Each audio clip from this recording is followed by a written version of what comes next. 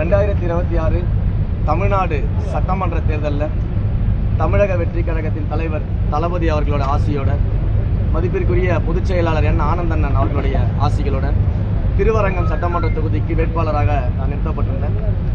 இன்றைக்கு திருவரங்கம் சட்டமன்ற தொகுதியின் மக்கள், வாக்காளர்கள் எல்லாரும் ஒன்று சேர்ந்து இந்த சாதாரண மனிதனை சட்டமன்ற உறுப்பினராக ஜெயிக்க வச்சிருக்கிறாங்க.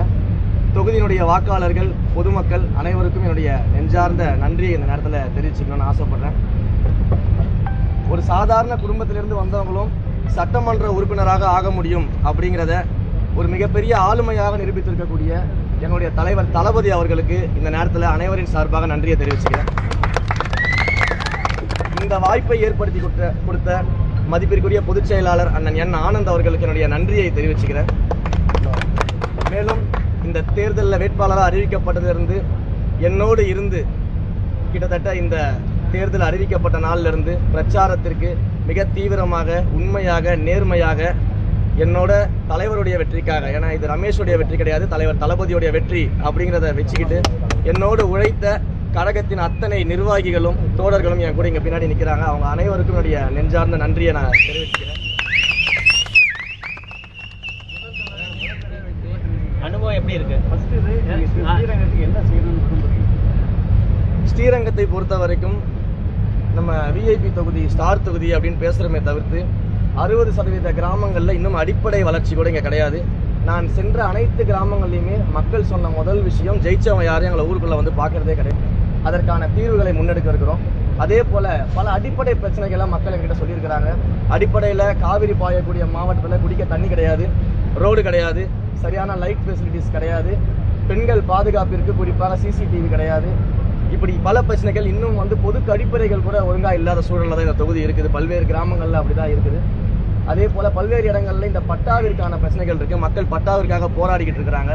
ஸோ இப்படி அவர்களுக்கு தேவையான அத்தனை அடிப்படை விஷயங்களையும் முதல்ல கூட இருந்து இந்த தொகுதியை அடிப்படையில் வளர்ச்சியை கொண்டு வரணும் அப்படிங்கிறது தான் என்னுடைய முதல் திட்டமாக இருக்குது. அதை நோக்கி தான் எங்களுடைய பயணம் இருக்கும். ஒவ்வொரு மாதமும் இந்த தொகுதியினுடைய மக்களை அந்தந்த ஊருக்கே போய் சென்று பொது இடத்துல அவங்கள சந்தித்து அவங்களுடைய பிரச்சனையை கேட்டு அதை சரி செய்யணும். இதை ஒவ்வொரு மாதமும் தொடர்ந்து அவங்களை சந்திக்கக்கூடிய அந்த ப்ராக்டிஸை பண்ணணும் அப்படின்னு நினைக்கிறேன்.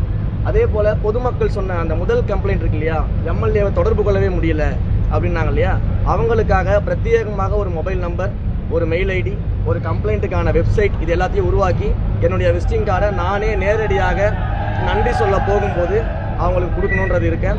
அதே போல் ஒவ்வொரு ஒன்றியத்திலும் ஒரு எம்எல்ஏ குறை தீர்ப்பு அலுவலகம் அப்படின்றத நான் பர்சனலாக தொடங்கி அந்த அலுவலகத்தின் மூலமாக நேரடியாக வரும் கம்ப்ளைண்ட்ஸ், புகார்கள், தேவைகளுக்கு அடுத்த 10 நாட்களுக்குள்ள தீர்வை நோக்கி என்ன நடவடிக்கை எடுக்க முடியுமோ அந்த நடவடிக்கை எடுப்பேன்னு ஆல்ரெடி நான் பொதுமக்கள்கிட்ட எல்லாத்தையும் வாக்குறுதி கொடுத்துருக்கிறேன். அதை செய்ய போகிறோம். இப்படி எல்லா வகையிலையும் இந்த ஸ்ரீரங்கம் சட்டமன்ற தொகுதியை தமிழ்நாட்டின் நம்பர் 1 தொகுதியாக மாற்றுவதற்கான அனைத்து வேலைகளையும் தமிழக வெற்றி கழகம் செய்யும்.